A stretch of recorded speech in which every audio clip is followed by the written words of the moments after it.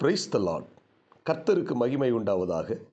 இந்த காலை வேளையில் கர்த்தருடைய வார்த்தை மூலமாய் உங்கள் யாவரையும் சந்திப்பதிலே நான் மிகுந்த மகிழ்ச்சி அடைகிறேன். ரோமர் புத்தகம் 12ஆம் அதிகாரம் 1ஆம் வசனம், நீங்கள் உங்கள் சரீரங்களை பரிசுத்தமும் தேவனுக்கு பிரியமான ஜீவ பலியாக ஒப்புக் கொடுக்க வேண்டும் என்று தேவனுடைய இரக்கங்களை முன்னிட்டு உங்களை வேண்டிக் கொள்ளுகிறேன். இதுவே நீங்கள் செய்யத்தக்க புத்தியுள்ள ஆராதனை. அன்பான தேவனுடைய பிள்ளைகளே, இந்த குறிப்பிட்ட வேத பகுதியில் புத்தியுள்ள ஆராதனை குறித்து அப்போஸ்தலனாகிய பவுல் ரோம சபைக்கு சொல்லுகிறார். நம்முடைய சரீரத்தை பரிசுத்தமாகவும் தேவனுக்கு பிரியமான ஜீவ பலியாக ஒப்புக் கொடுக்க வேண்டும் என்று தேவனுடைய இரக்கங்களை முன்னிட்டு உங்களுக்கு வேண்டிக் கொள்ளுகிறேன்.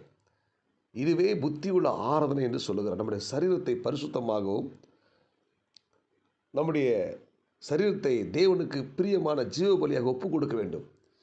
இதுவே ஒரு புத்தியுள்ள ஒரு ஆராதனை என்று சபைக்கு சொல்லுகிறார்.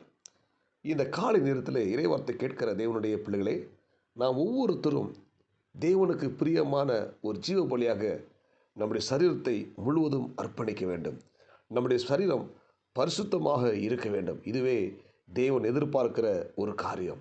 அல்லேலூயா. இந்த இறைவார்த்தை கேட்கிற தேவனுடைய பிள்ளைகளை நாம் ஒவ்வொருத்தரும் தேவனுக்கு ஒரு அர்ப்பணம் உள்ள ஒரு வாழ்க்கை, அர்ப்பணிக்கப்படுகிற ஒரு வாழ்க்கை வாழ நம்மை முழுவதும் ஒப்பு கொடுக்க வேண்டும்.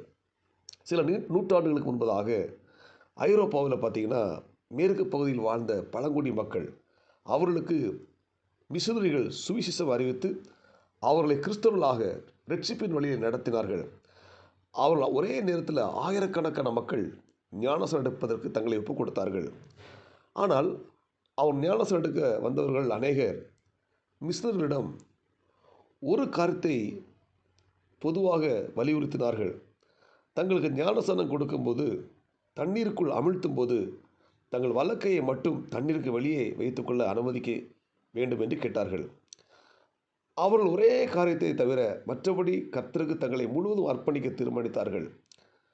அவர்கள் பலம் பொருந்திய தங்கள் வலக்கையை தங்கள் எதிரிகளை கொல்லுவதற்காக அதை பயன்படுத்த வேண்டும் என்று சொல்லி அவர்களிடத்தில் வேண்டிக் கொண்டு ஞானஸ்நானம் எடுத்தார்கள். அன்பான தேவனுடைய பிள்ளைகளே, தேவன் நம்மிடத்தில் ஒரு அர்ப்பணிப்பை எதிர்பார்க்கிறார். முழுகினவன் முற்றிலும் சுத்தமாக இருக்க வேண்டும் என்று தேவன் விரும்புகிறார். இன்றும் அநேகர் நான் இயேசுவை ஏற்றுக்கொண்டால் பல காரியங்களை விட வேண்டியிருக்குமோ என்று, என்னால் இயேசுவை பின்பற்ற முடியாது என்று சொல்லி இயேசுவிடம் வர தயங்கி விடுகிறார்கள். சவுலுடைய வாழ்க்கையில் பார்த்திங்கன்னா, அவன் ஒரு வாலிபனாக இருக்கும் பொழுது கிறிஸ்தவர்களை அடிக்கிறவர்களாகவும் அவர்களை கொலை செய்ய துடித்தவனாக காணப்பட்டான். ஸ்தேவான் என்கிற ஒரு வாலிபன் கல்லெறிந்து கொலை செய்யப்படுவதற்கு இந்த சவுல் காரணமாக இருந்தான். அதற்கு சம்மதம் தெரிவித்தான். ஆனால் இயேசு கிறிஸ்துவை அவன் சொந்த இரட்சகரை ஈட்ட பொழுது, இயேசு அவனை தன்னுடைய ஊழியத்துக்கு அழைத்த பொழுது பார்த்திங்கன்னா, இந்த சவுல் தன்னை முழுவதும் அர்ப்பணித்தார்.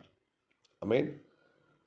தான் ஞானஸ்நானம் பெற்ற பிற்பாடு யாரையும் அடிக்கவோ கொல்லவோ அவர் முன்வரவில்லை. ஆனால் தாமதமின்றி இயேசுவே கிறிஸ்து என்பதை பல இடங்களில் சென்று தைரியமாக பிரசங்கித்தார்.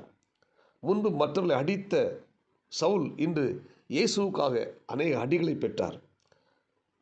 பொறுமையுடன் அந்த அடிகளை சகித்தார். எல்லாவற்றையும் அனுபவிக்க எனக்கு அதிகாரம் உண்டு, ஆனால் எல்லாம் எனக்கு தகுதியிராது என்று சொல்லி இயேசுவுக்கு ஒரு பரிசுத்தமான பாத்திரமாக பூரணமாய் அர்ப்பணித்தார். தன் ஜீவ நாட்கள் முழுவதும் இயேசுவுக்காக தன்னை 100% அர்ப்பணித்தார். தன் வாழ்வின் கடைசி காலத்தில் அவர் நல்ல போராட்டத்தை போராடினேன், ஓட்டத்தை முடித்தேன், விசுவாசத்தை காத்துக்கொண்டேன், இது முதல் நீதியின் கிரீடம் எனக்காக வைக்கப்பட்டிருக்கிறது என்றார். இந்த சவுல் என்னப்பட்ட பவுல் தன்னை முழுவதும் இயேசுவுக்காக அர்ப்பணித்தபடினால் தேவன் அவரை உயர்த்தினார், அவரை ஆசீர்வதித்தார். இந்த பவுலுக்குள் இருந்த அர்ப்பணம் இன்றைக்கு நமக்கு தேவை. ஒரு முழுமையான அர்ப்பணிப்புள்ள வாழ்க்கை வாழ நம்மிடத்தில் தேவன் எதிர்பார்க்கிறார். ஆமென். எனவே நாம் முழுமையாக நம்மை அர்ப்பணிக்கும் பொழுது தேவன் நம்மை ஆஸ்வதிப்பார், நம்மை உயர்த்துவார், நம்மை மேன்மைப்படுத்துவார். நம்மை முழுமையாக அர்ப்பணிப்பது என்பது, ஒரு தேவனுடைய மனிதர் சொல்லுகிறார், ஒரு வெள்ளை பேப்பரில் கடைசியில் நம்ம கையெழுத்து போட்டுவிட்டு ஆண்டவர்கள் அந்த இடத்த நிரப்ப சொல்வது தான் அர்ப்பணம், முழுமையான அர்ப்பணம். அல்லேலூயா. எனவே நம்மை முழுவதும் அர்ப்பணிப்போம்.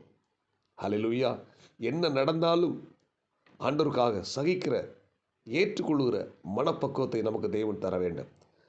எனவே இந்த கடைசி நாட்களில் நம்முடைய சரீரத்தை பரிசுத்தமாகவும், நம்முடைய சரீரத்தை தேவன் விரும்புகிற ஜீவ பலியாக ஒப்பு கொடுத்து, ஒரு புத்தி உள்ள ஒரு ஆராதனையை இந்த பூமியில் நம்முடைய சரீரத்தை ஒப்பு கொடுத்து நாம் தேவனுக்கு காணிக்கையாக செலுத்துவோம். ஒரு புத்தி உள்ள ஒரு ஆராதனை நாம் ஏறெடுப்போம்.